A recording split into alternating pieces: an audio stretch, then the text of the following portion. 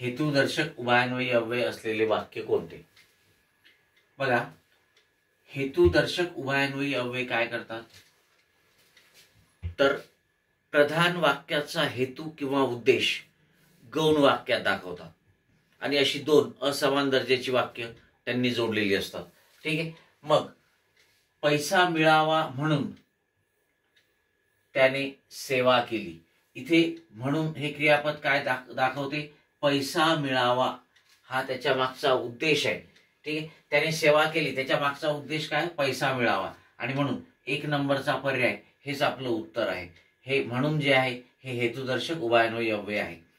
सेवा केली म्हणून त्याला पैसा मिळाला. इथे मात्र म्हणून परिणाम दाखवते.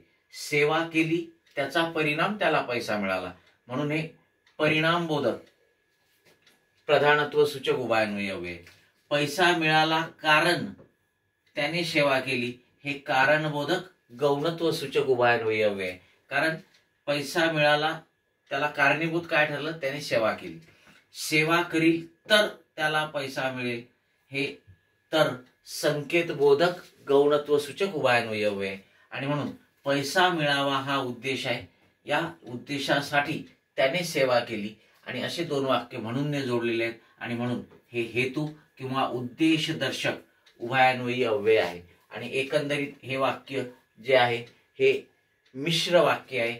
यामध्ये त्याने सेवा केली हे प्रधान वाक्य आहे आणि पैसा मिळावा हे गौण वाक्य आहे. Okay, yes.